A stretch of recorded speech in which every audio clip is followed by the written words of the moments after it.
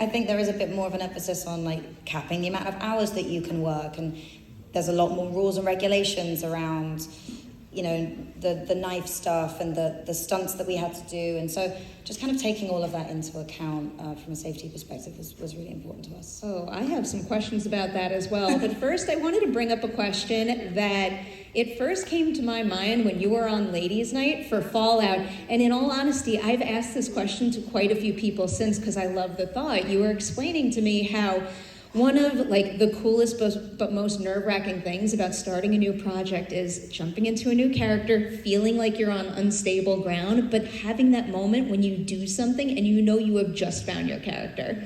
Did you have that here with Rhiannon, and if so, when? I did. Actually, funnily enough, with this one, it kind of kept coming and going and coming and going. I still don't really feel like I'm under stable ground, but I think that might be because I've never, ever, ever understood a character so deeply. This was so challenging for me. This was the hardest thing I've ever done. It's the hardest character I've ever had to play. And it's also the first time I've played someone so morally complicated. It's not like Arcane, where, you know, she's the villain of the show. I understand that. And there's still things that we empathize with her about. This is different. This is like you're getting inside the mind of a serial killer. Like, how do you begin to do that? How do you begin to reckon with, like, how can someone do that, really? And it was hard, and I was lucky enough to come onto this project, you know, a year before we started filming. I was in the writer's room, I created the series outline, I gave feedback on the scripts, all of that stuff. So I felt like the whole way I was putting in the building blocks for making this character. Also, I have to say, Ella Jones, who is our director, is, I think, my creative soulmate. Like, truly one of the coolest, fiercest, smartest, most talented people I've ever met in my life. And she and I have this sort of, at this point, like, I'm pretty sure if all sound was to like cease to exist, we could still understand each other. I feel like we can communicate telepathically. We're like so on the same page. And you never get to do that when you're just an actor and you're not a producer, and you come onto something. Like, you may always just have a different understanding of your character from the people that created the character. They're just different versions. And on this, we were all so clear and so aligned.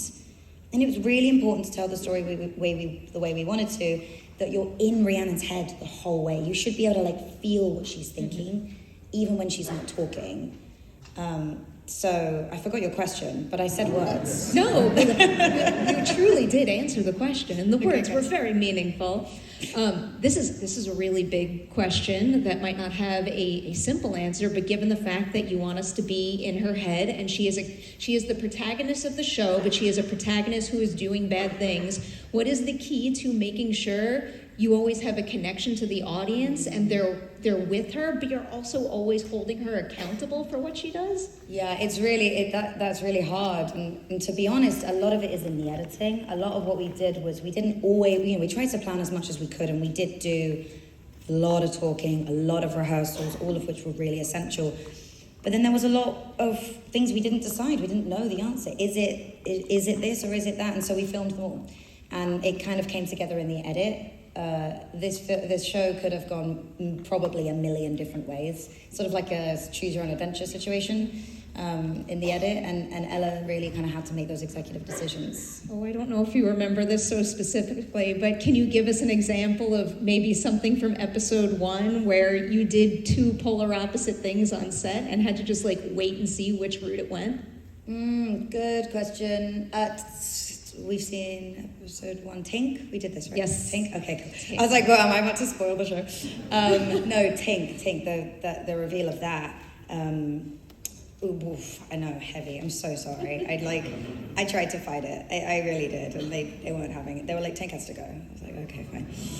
I know. There was a version where she didn't go. No, not that. Okay. No. She was always gonna go. Sorry, but Rhiannon's reaction to it was, there was a version which was just like numb, completely numb, and then there was a very, very angry version, and then there was a very emotional version, the kind of thing you'd probably picture when you read the script. She's crying, it's very emotional, and the numb version just felt like a little too serial killer, because also, Rhiannon is not a psychopath because she feels empathy, which is something psychopaths don't.